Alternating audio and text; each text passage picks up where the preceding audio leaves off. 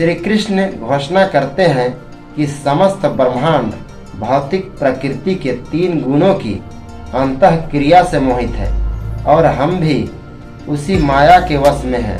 अतः हम यह नहीं समझ पाते कि भगवान क्या है, इस माया का स्वरूप क्या है और इसे कैसे पार किया जा सकता है।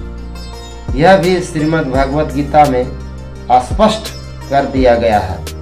दैवी ऐसा गुणमयी मम माया दुरत्तया माम एव ये प्रपद्यन्ते मायाम एताम तरन्ति ते।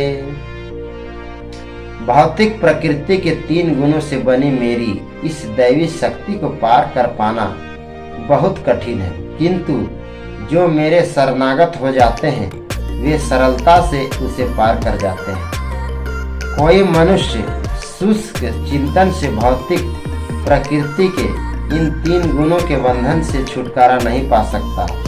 ये 3 गुण बड़े ही बलवान और दुर्जय हैं। क्या हम अनुभव नहीं करते कि हम बुरी तरह से भौतिक प्रकृति के चंगुल में फंसे हुए हैं। गुण शब्द का अर्थ रस्सी भी होता है। जब कोई व्यक्ति 3 मजबूत रस्सियों से बंधा हो तो वह निश्चय ही बहुत कसकर बंधा होगा।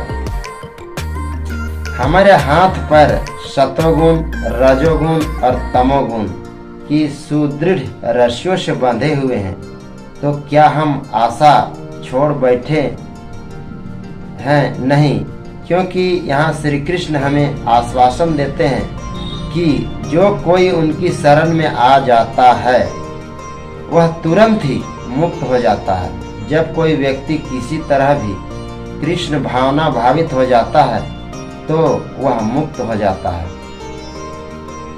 हम सब श्री कृष्ण से संबंधित हैं, क्योंकि हम सब उनकी संतान हैं। एक पुत्र अपने पिता से किसी बात पर असहमत हो सकता है, किंतु उसके लिए वह संबंध तोड़ना संभव नहीं है।